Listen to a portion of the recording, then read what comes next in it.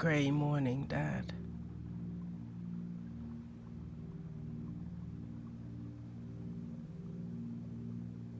Remember those grey mornings? So many here. They're all in my head. I've spent so many mornings in this city. Stockholm's great at cold and grey mornings. They're a cold shower. They stop us getting worked up, stop us being like Italians or Africans.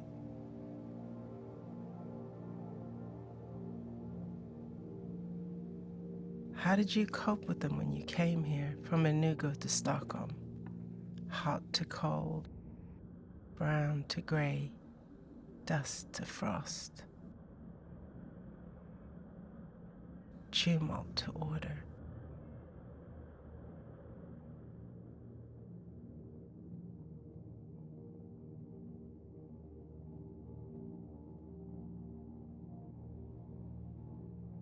I'm supposed to be giving a lecture today, Dad, on Stockholm architecture to an invited audience, but I can't face it.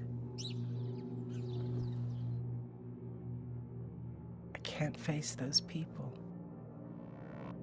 Can't face anything except the mist.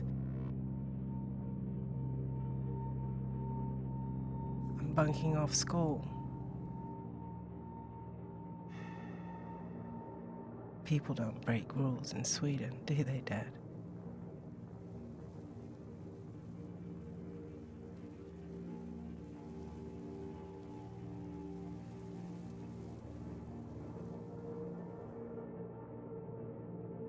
I dreamt of you last week.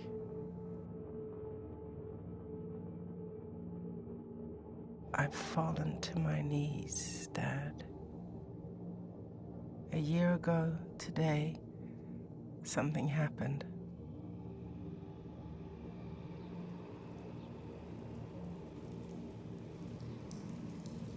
Everything's far away or below.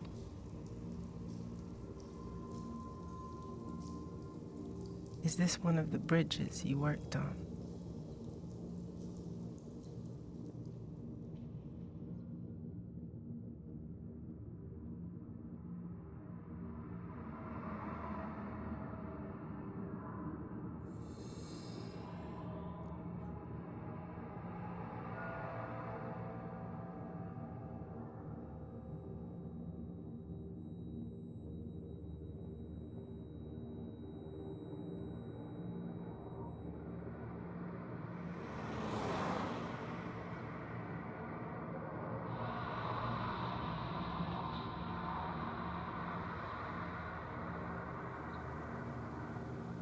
Is everything today trying to tell me how sad I am? How far away?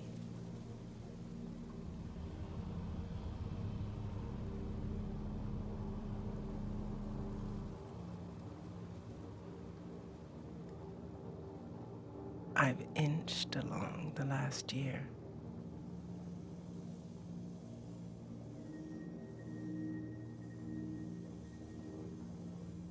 I tremble.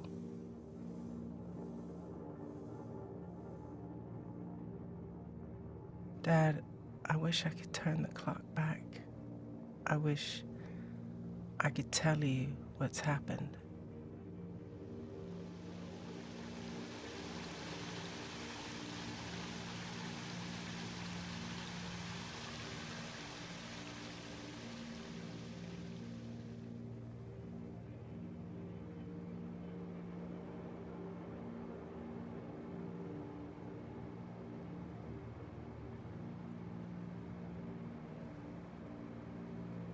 It's as if I'm not allowed to be here.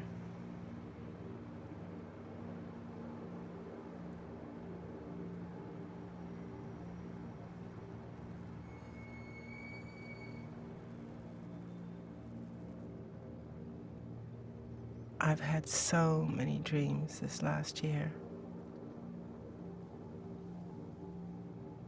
I've walked for miles this morning, Dad.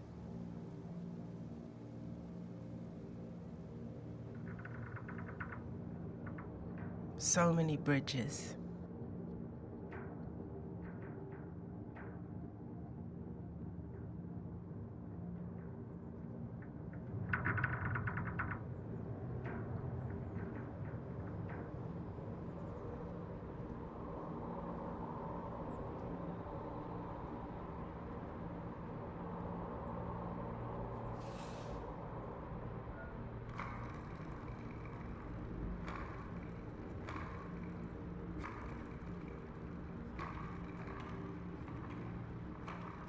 Did I ever move like them?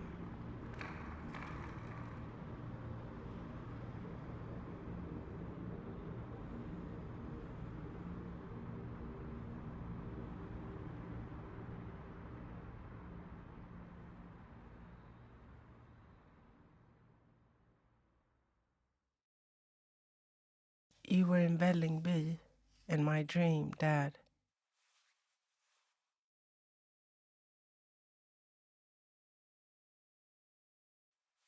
Where you met Mom?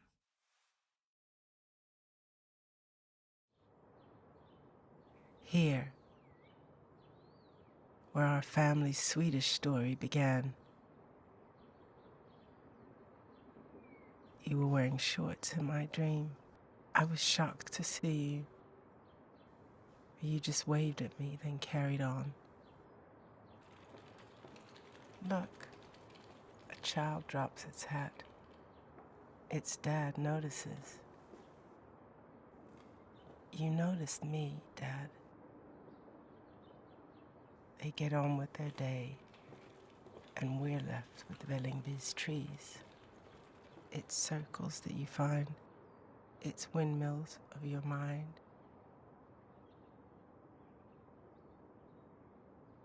You and me. Squint, and this could be a Nugu, Dad. Squint, and these 6 white lights could be cantaloupes. Squint, and I could seem happy. That man, what's he carrying? Is it oranges? I was going to talk about Vällingby in my lecture. I was going to say that it works. There's the church in the background there, and the cinema to the left, and a meeting place in the middle. Look at that woman in a rush. No graffiti, no litter. Not just a suburb for workers to sleep, and not just for poor people or immigrants like you, Dad. Well-off people lived here too. Even Prime Minister Palme. Sven Markelius wanted it to have everything. The first ABC. Arbete, bostad, centrum. Work, living, center. He wanted it to be harmonious. And it was. It was a success. Benny Andersson from ABBA lived here. Is this what happiness looks like, Dad? Or do you wish we were looking at the Campo di Siena, or Alexanderplatz in Berlin, or the streets of Wagga, or Kolkata, or Brooklyn? Where would this young black guy in green walking towards us be happiest?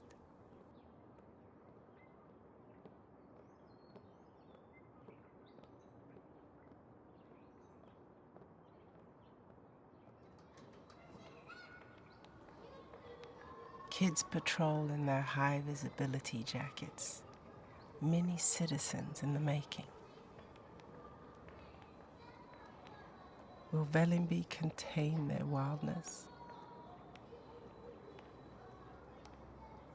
The despair that some of them will feel. The despair that I feel. That's what I can't work out, Dad.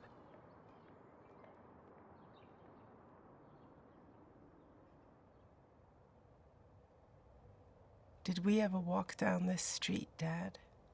Ålstensgatan. Paul Hedquist's 1930s houses. Another place designed for happiness. Arrow straight. No curvy old world lines.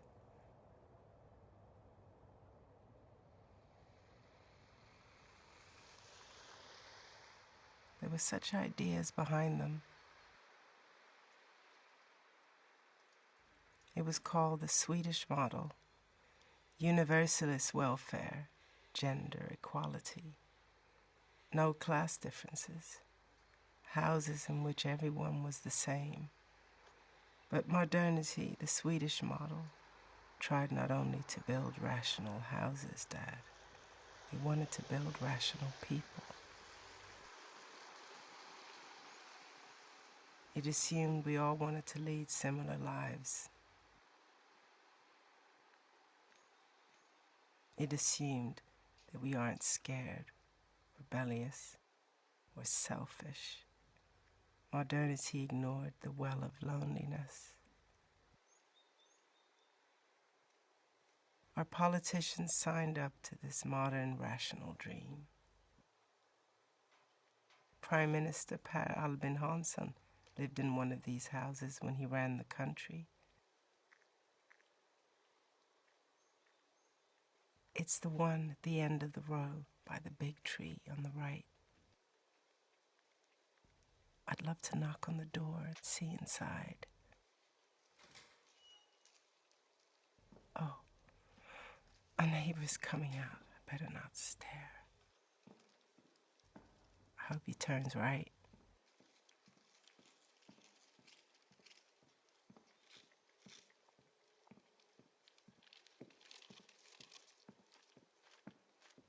The street shows what's good about Sweden, but also what's bad. We're amongst the happiest countries in the world, but we hide a lot behind closed doors in the Nordic winter. Vällingby and Alstensgatan were successes in their way, but compare them to this place, that Rinkeby. Far less care and money was spent on buildings here.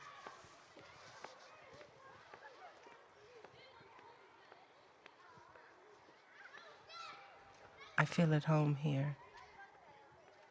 This could be me walking. People take care of each other.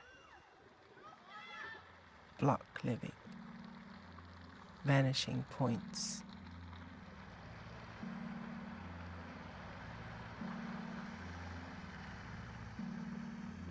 Do you like it, Dad?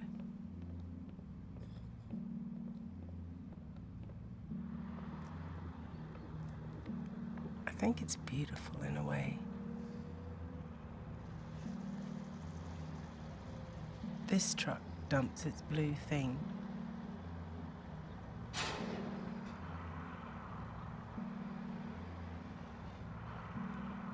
Do people carry their troubles or dump them, Dad?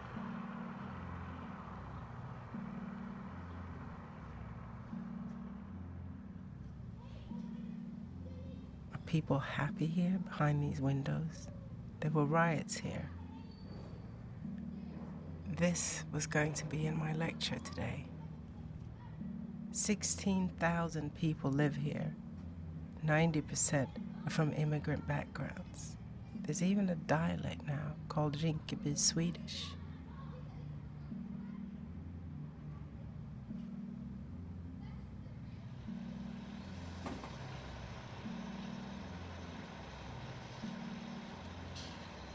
Half happy,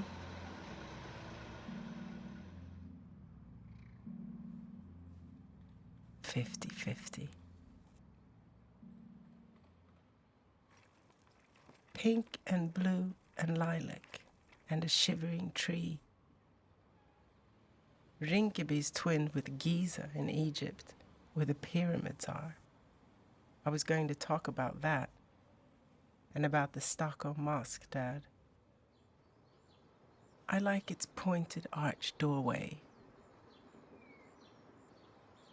It started life as Katarina Stationen an electricity station designed by Ferdinand Bulbay, who was influenced by Islamic architecture. And so it turned into what it came from, a mosque. It still feels industrial inside, but has chandeliers. I was going to say that it's a good example of change. I wish I could change.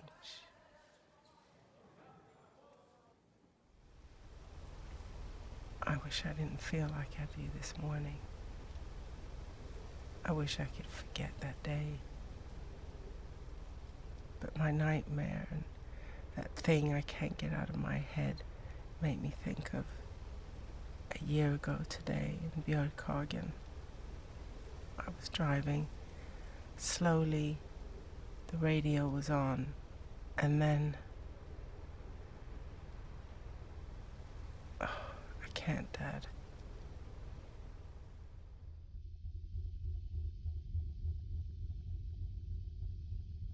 Did you as an engineer like what they did here?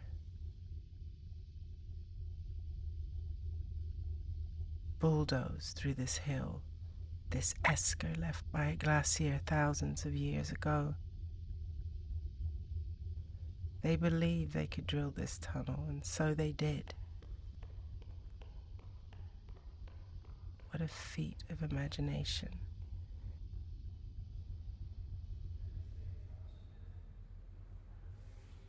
Did Stockholm feel imaginative to you, Dad?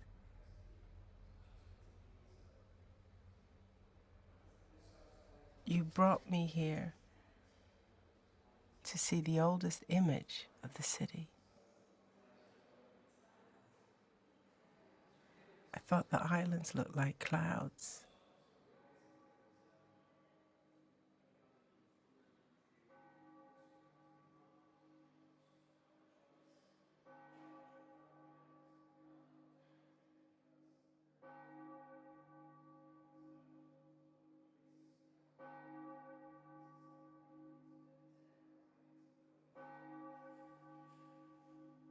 You told me that the lights in the sky were made by aliens. Were we aliens?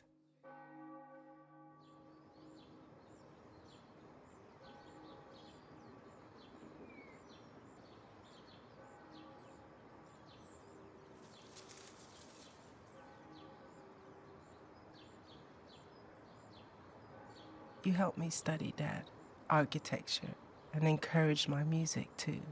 So I've had a fancier life than the people of Rinkeby. Remember when I was at KTH and called my student project Gunnar Asplund, the things I could show you would make you weep? I was against Asplund's clean lines, his rationalism and classicism, this cylinder on a box. I wanted him to be more passionate. I redrew his library with trees growing in it. I was cocky, going up against the big guy, the major Swedish architect. The one I should have been learning from.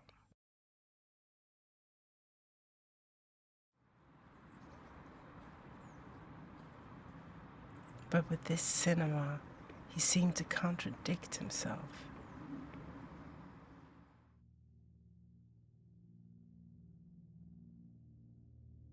He made a fantasy building, not a reality one.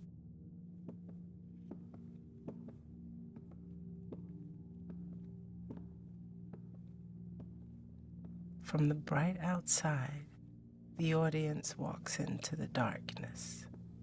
Their eyes get accustomed, a kind of forest. Light from a distant star. Sometimes the star has died, but the light's still traveling. Asplund went to Italy and came back in 1913 euphoric. He had a head full of temples to muses, goddesses. So he made this temple in his forest. He imagined us coming across it, walking its edge, peering into it. Imagine seeing one of those old Hollywood movies here. Cleopatra, maybe? A magic carpet ride, a pleasure dome.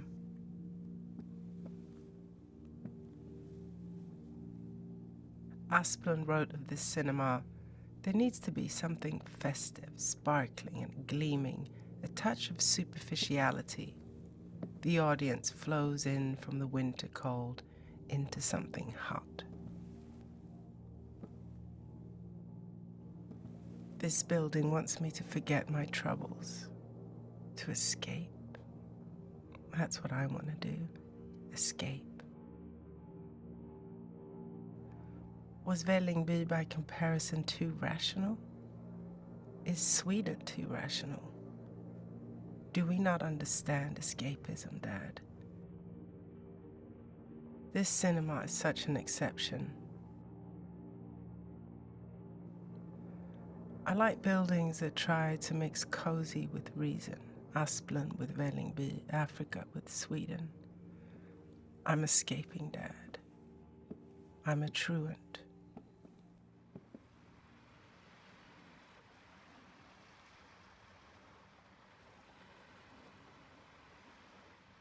He holds his hand up in agony. Or is it to hit me?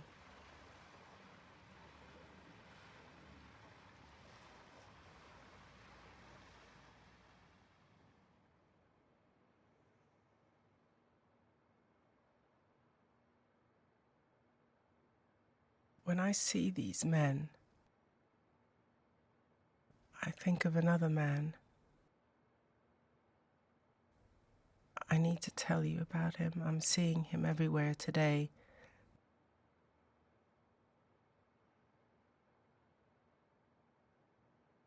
The men won't look at me. Or else they stare. Or point the finger of blame.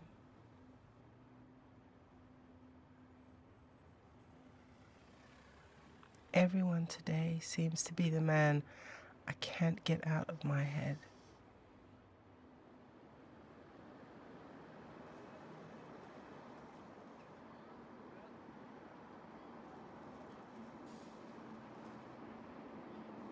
I feel like I'm this man sleeping on the ground, curled up as people pass.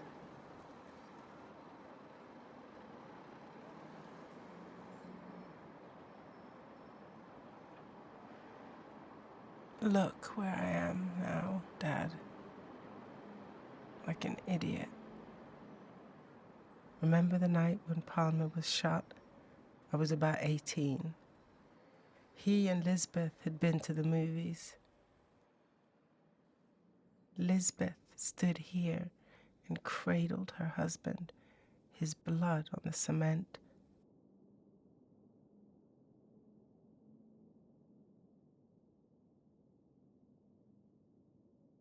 Statsminister Olof Palme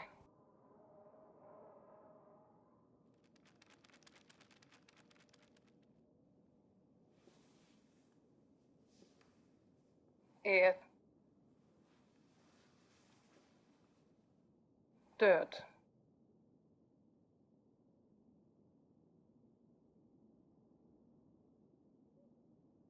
How did she do this?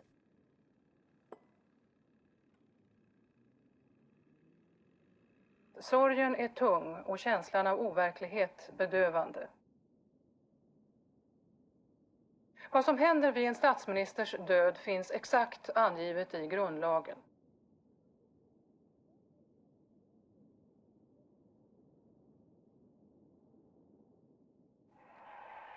Jag såg henne och det var ju fruktansvärt. Okay, here it goes.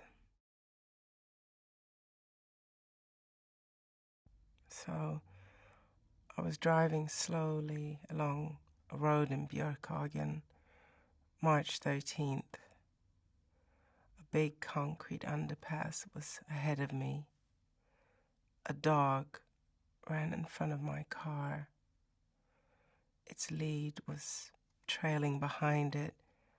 I braked, but then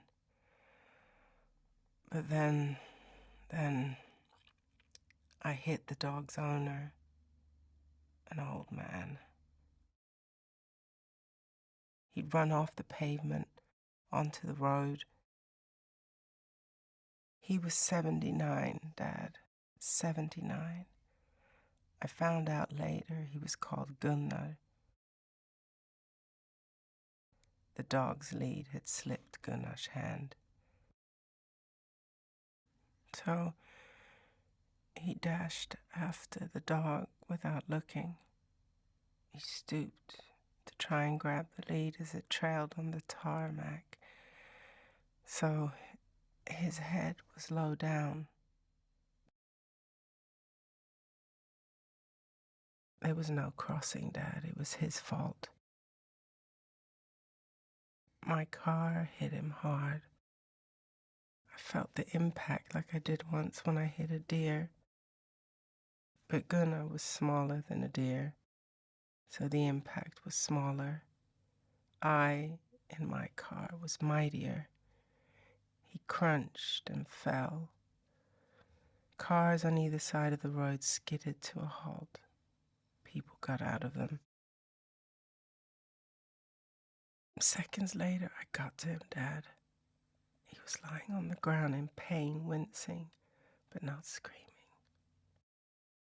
3 days later, Gunnar died. And that was it. My window closed. It's time now.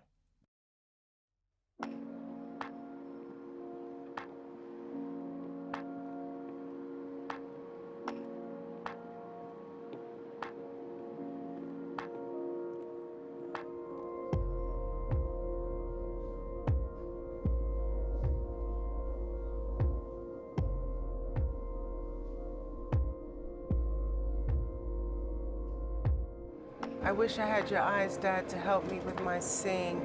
I'd love to look at Sweden now, as you did way back then. Is there such a thing as a new visual beginning? If so, would it clear the fog and let me see again?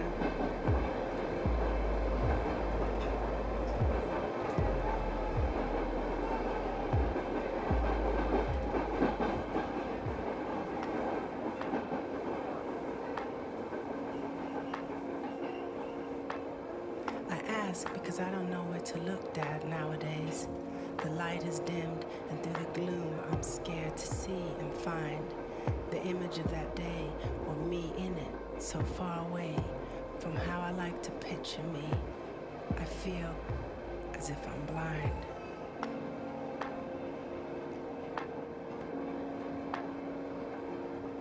I'm not, of course, and so I need to stare at what I've done. Like you stared at the islands, like Mama at the sun. I told myself 100 times that seeing is believing, that eyes askance are really just another kind of grieving.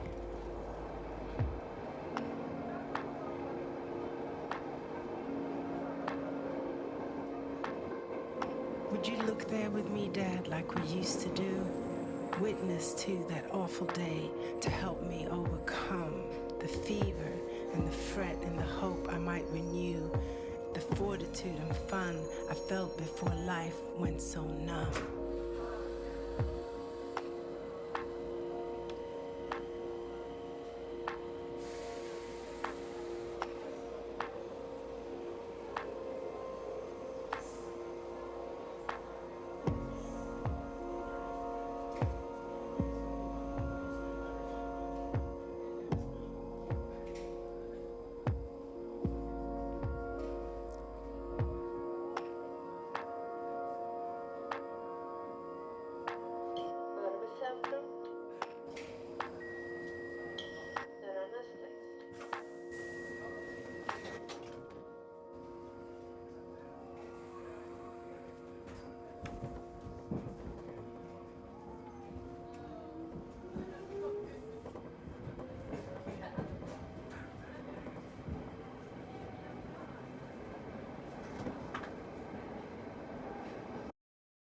It's the oranges that I remember. He must have been carrying them. Du måste ha burit dem. Gunnar.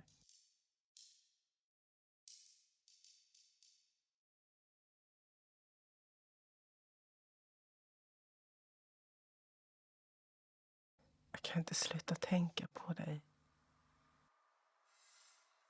Kan jag tala med dig?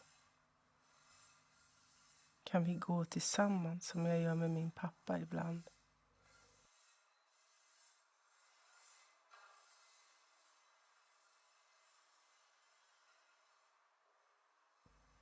Mitt i chocken och kaoset såg jag apelsinerna du burit. De var oskadade, fria.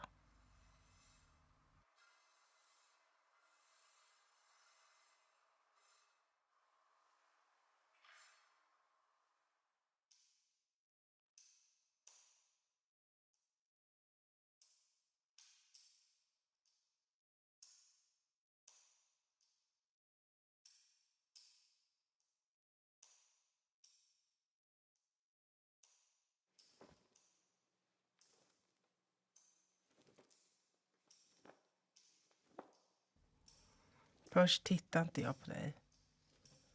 Det är så mycket jag måste bekänna. Jag kände stöten. När min hårda bil körde mot din mjuka kropp lät det som när kängor trampar i kramsnö.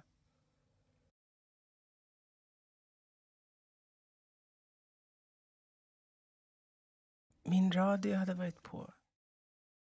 Jag gick ur bilen. Det gjorde jag väl inte. Jag stängde väl inte av radion innan jag klev ur. Gjorde jag det?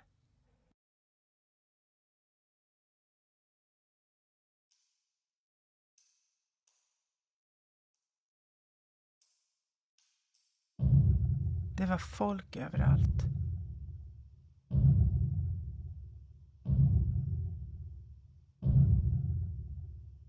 The man raised his eyes and turned a gloomy, sinister look at Raskolnikov.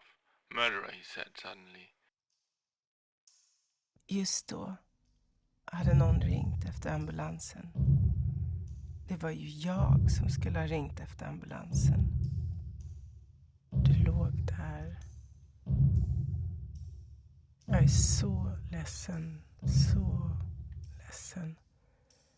His legs felt suddenly weak, a cold shiver ran down his spine, and his heart seemed to stand still for a moment.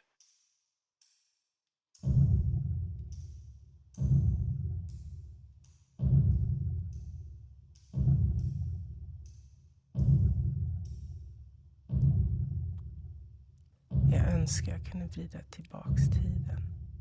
Jag girade för att undvika hunden. Jag missade den. Men jag missade inte dig. Den oskadade hunden åt skinka från en smörgås som måste ha legat i din kasse, Gunnar.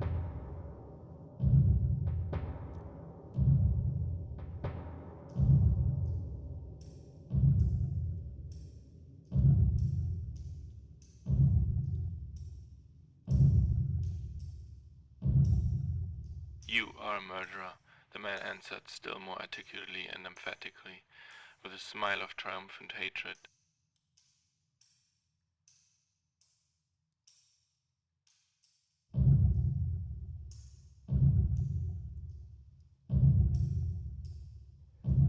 Ambulansen kom. Gatan spärrades av. Du fördes bort med blinkande ljus och sirener. Jag stängde väl inte av radion? Gjorde jag det? Det här är lokalradion med lunchnyheterna. Ryssland planerar övningar nära gränsen till Krimhalvön med 10 000 trupper.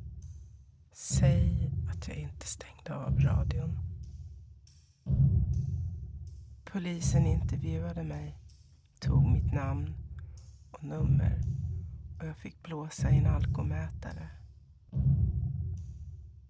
Some thoughts are fragments of thoughts, some images without order or coherence floated before his mind. Faces of people he had seen in his childhood. the belfry of church at V.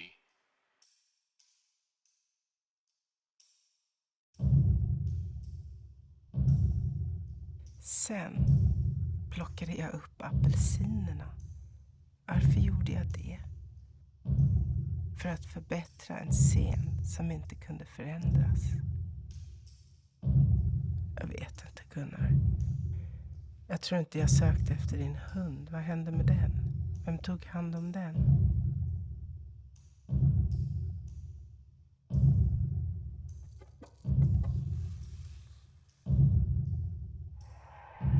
Jag såg henne och det var ju fruktansvärt. En bil som krockade. En man som dog. Jag kommer inte kunna sova i natt efter det här. Det var så hemskt. Det var alltså fruktansvärt. Se honom falla ner bara.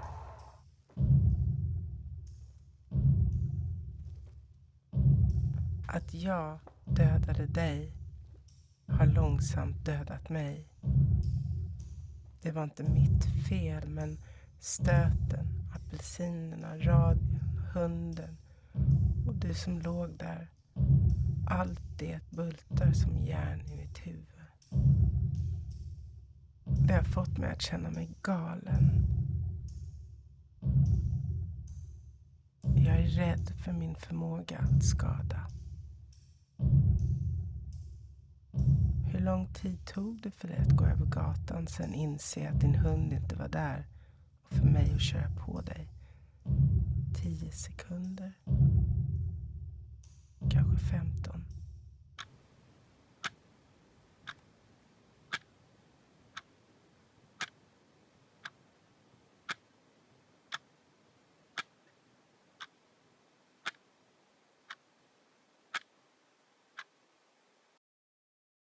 Det här är inte det enda hemska som har hänt i mitt liv, men de 15 sekunderna är de mest fasansfulla. Det går inte att beskriva. Min mardröm, de försvinner inte. De blir aldrig då, de är fortfarande nu. De är mer närvarande än nuet. Mer här än här.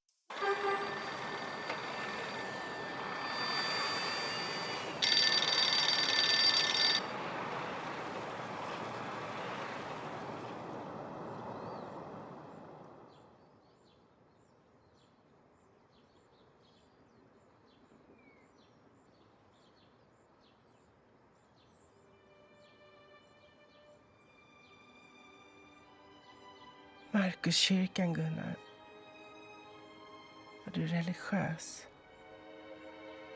Om du var det och bodde i närheten så kom du säkert hit.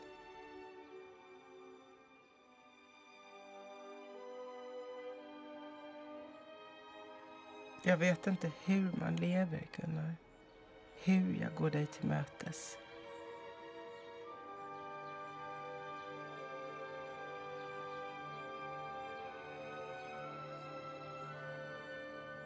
Sigurd Leverens ritade den här kyrkan när han var 75.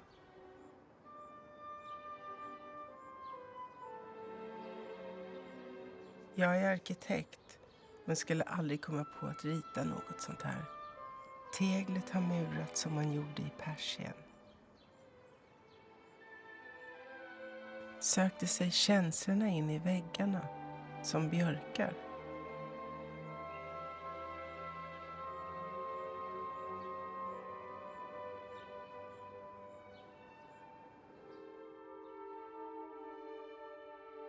Markuskyrkan påminner mig om ett kloster.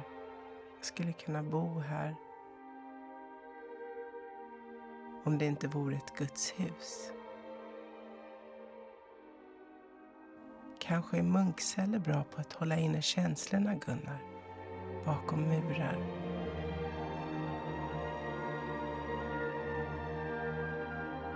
Här under fanns en gång en sjö.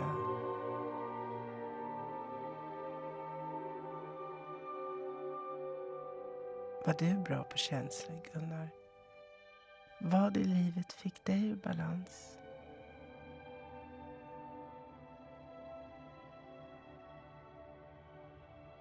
Du var inte med i något krig. Krig är ingenting för Sverige. Vilka trauman har vi?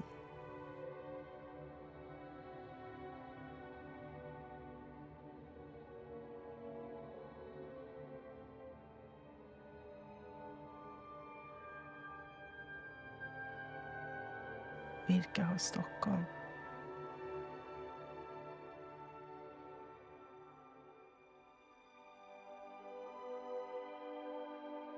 Är det mordet på Palmer? Tjernobyl?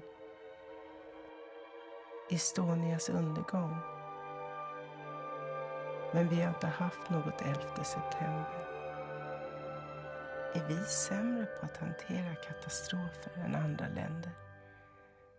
Eller är det bara jag som är sämre? Talade du med dina barn, Gunnar?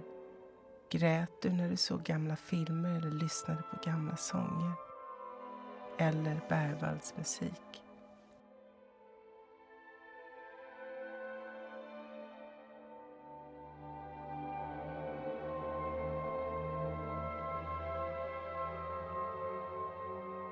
Gillade du det här mörkret? Kan du svara mig?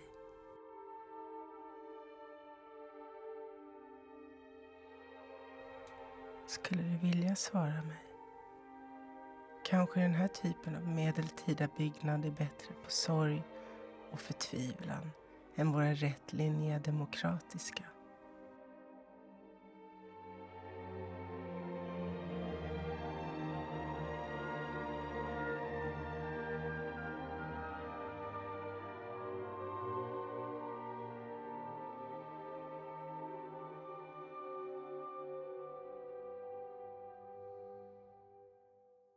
Det finns en plats till, Gunnar. Kan vi gå dit? Engelbrektskyrkan.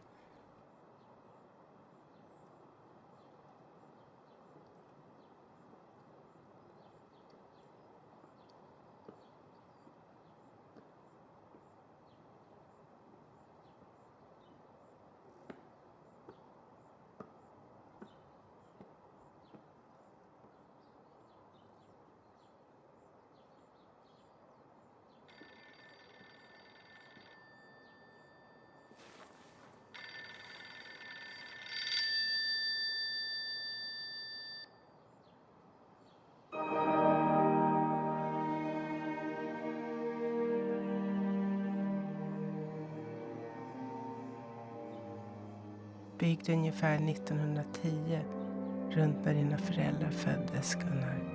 Kanske gick de hit. Var du någonsin inne här, Gunnar?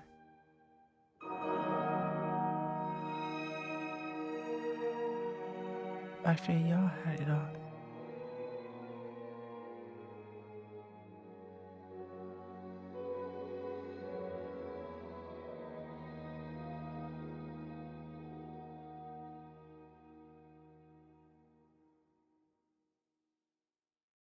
Inte för Gud.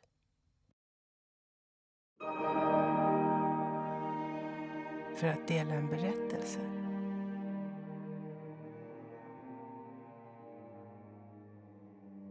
För att vara med andra, fast ensam.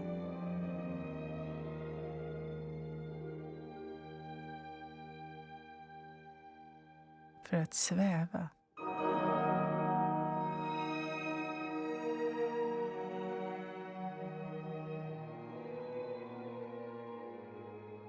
För att gömma mig, tror jag. De tjocka väggarna får mig att känna mig trygg. Jag är här för att känna mig som en främling. Vem kan förlåta mig? Kan du? Behöver jag förlåtas?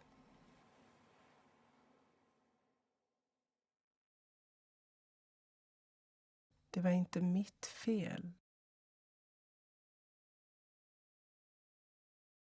Det sa polisen.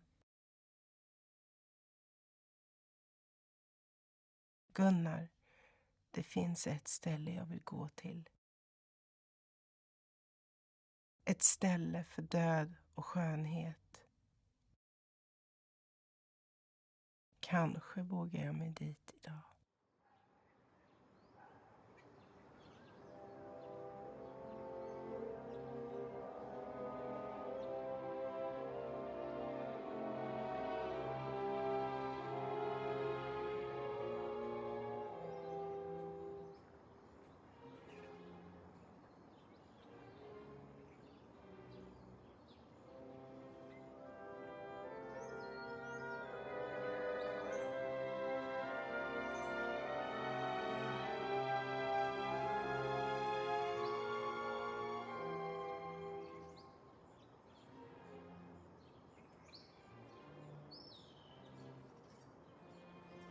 Asplund och Leverents kyrkogård.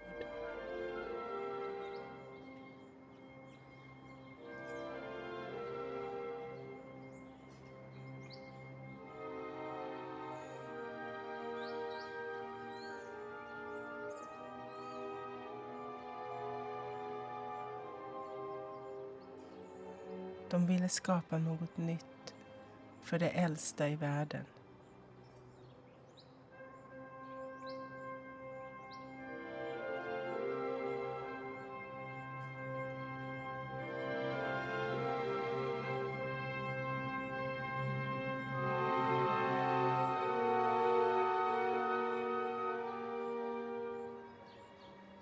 Leverens Markuskyrkan var så grov, så grå.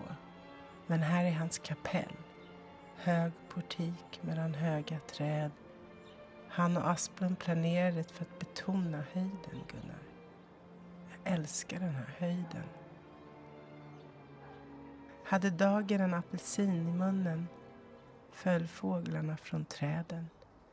Var rum fortfarande rum i morse. Var tretal fortfarande tre. Skulle jag ha märkt det hur som helst. Under mina dagar som inte var några dagar. När jag blivit för gammal för att leka. När livet inte längre var en kabaré.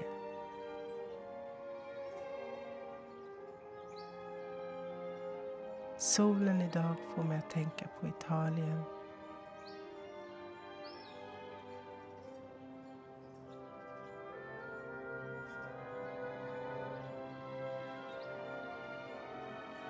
Jag går, Gunnar.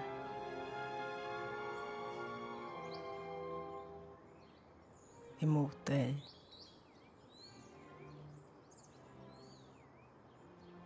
Jag faller på knä.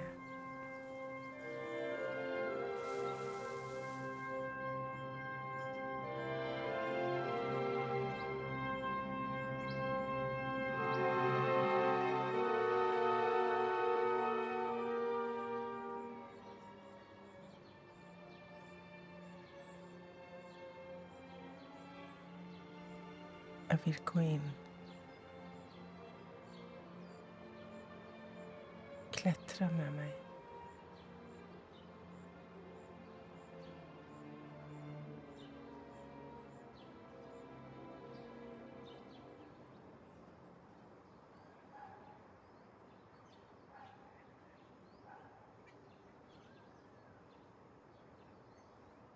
Det är låst. Det kanske är bra.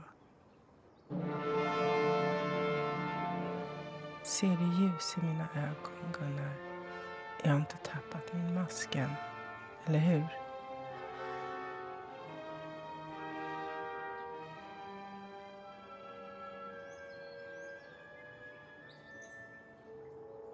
Jag kanske kan smygkika.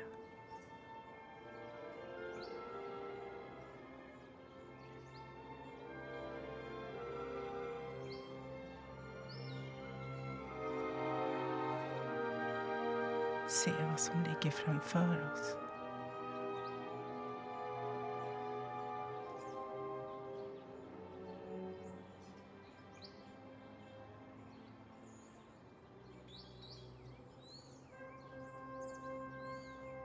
Wow. Det ger mig svindel.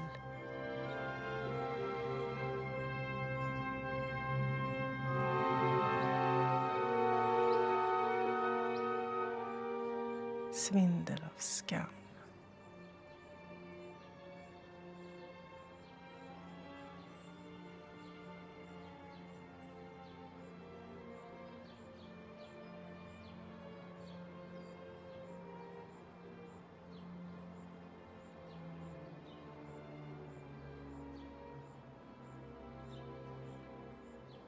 skäms för de där 15 sekunderna, Gunnar. Det kommer jag att göra hela mitt liv. Gud, Gunnar, det här påminner mig om något. I Bibeln någonstans står det att det fanns städer som erbjöd asyl för ofrivilliga mördare. Människor som jag. Människor som var rädda för att frysas ut. Det var verkliga städer i en verklig värld. Hebron och Golan var 2 av dem, tror jag.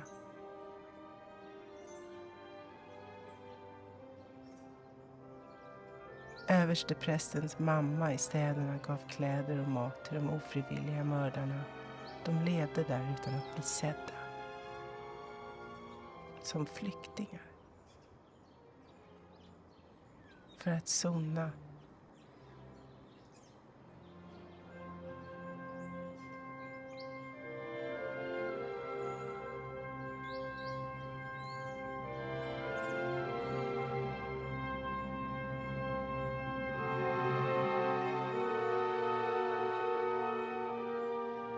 Jag vände mig bort.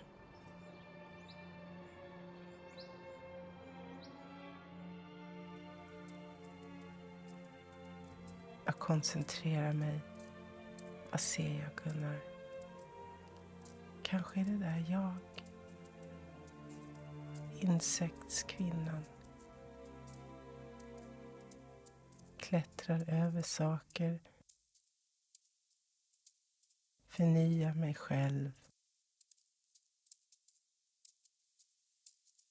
Sätter en fot framför den andra. Kanske är det jag.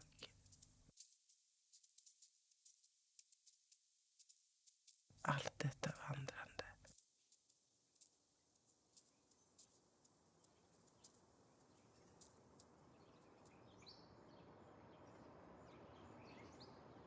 Jag borde gå hem, se livet i vitögat.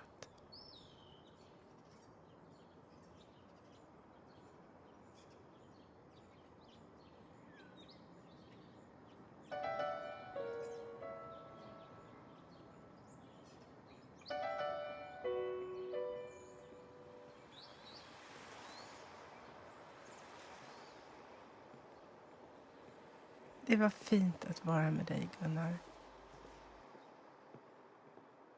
Om det bara kunde vara på riktigt.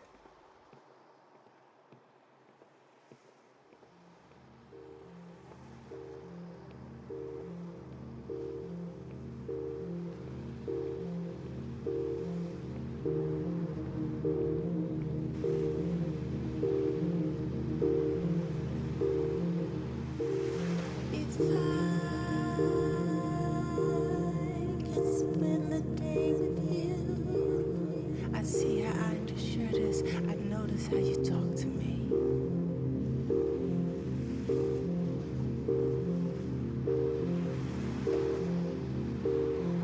If I could spend a day with you and talk about what you last read, or maybe about a movie instead.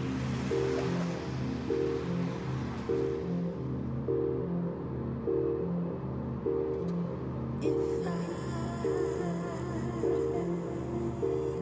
spend a day with you. Maybe spend it at the beach when night is out of reach. If I could spend a day with you.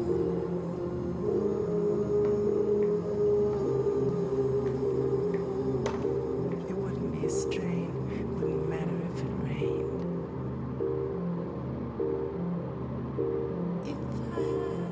Spend a day with you, I'd do it all again. It wouldn't have to end.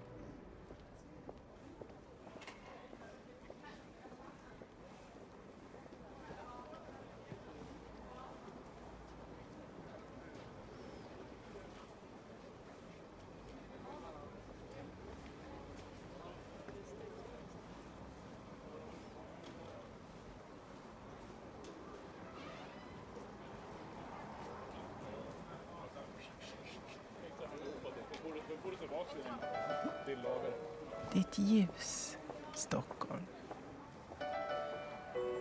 Det är här.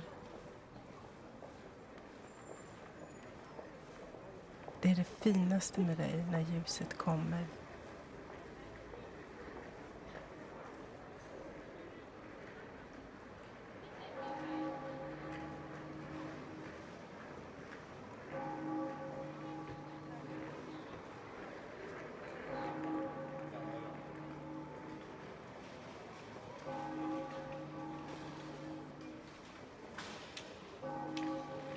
Kan jag tala med dig på ett annat sätt?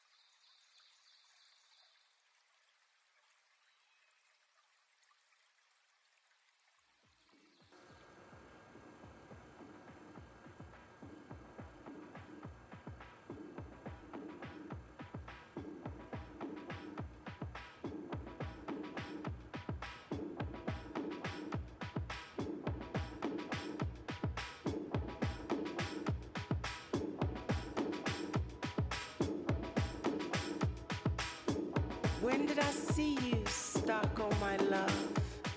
When I was 4 and we sledged in Björkhagen. When your nights lost their blackness at 9. When my teens made you look bright and tough. When did I see you, Stockholm, my love? When you welcomed me or when you didn't. When my anger and your logic simmered. When planes showed your plan from above. When did I see you,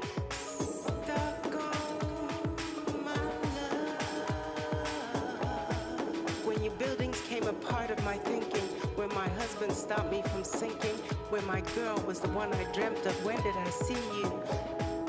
Stockholm, my love.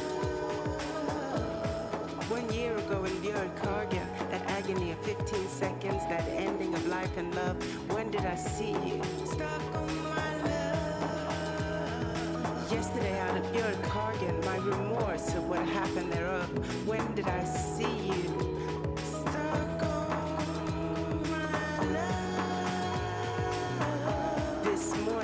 Naked man swimming on high as your vista was brimming.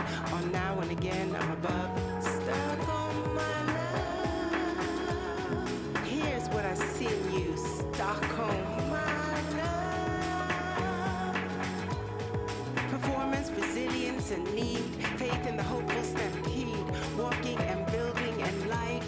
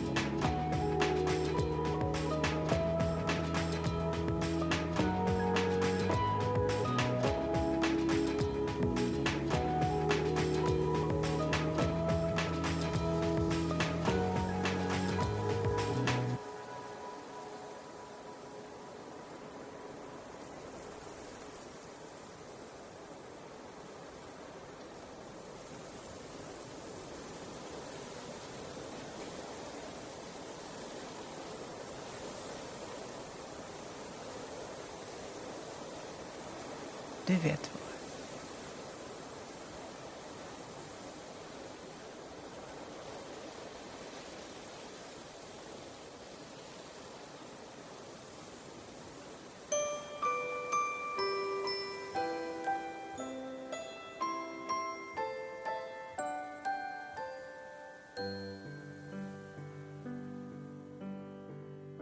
Vi sjöng den blomstertid nu kommer och såg en framtid utan slut. En evig räcka gröna somrar. Ja, så såg verkligheten ut. Sen sjöng vi om studentens lyckliga dag. Hjärtat slog och än bodde ingen storm i våra sinnen. Så lever den i våra minnen. Vår dröm om sommarlovet utan slut. Och klang och jubeltid. Var finns du, käre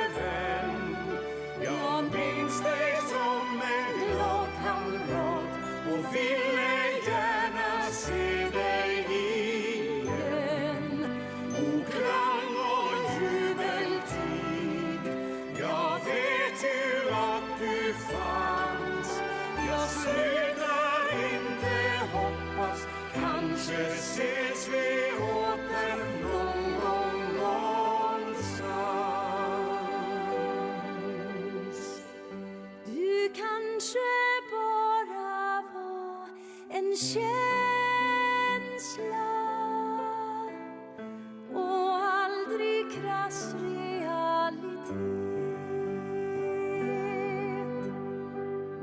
En sån kan likväl vara sanning för den som inget annat vet. Du nalkas ljuva sommar, sjöng vi en gång. Salig den som tror och som ännu bär på framtidsdrömmar.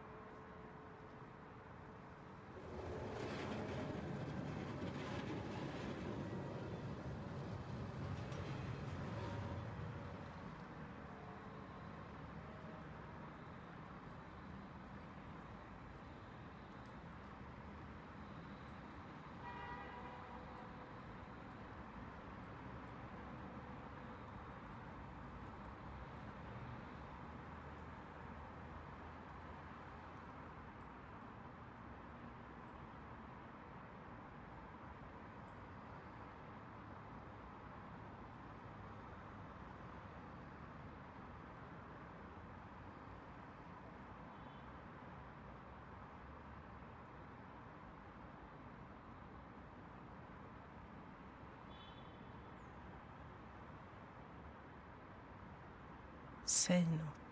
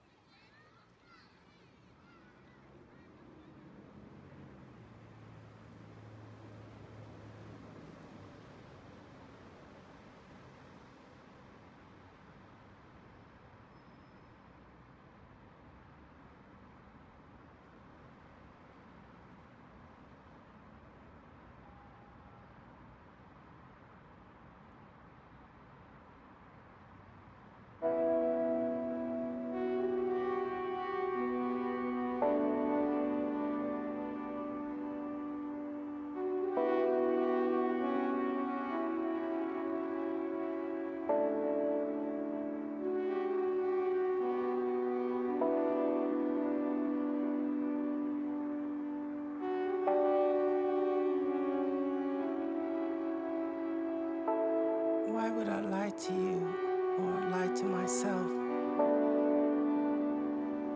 I've gone through so much. But now I think it's done.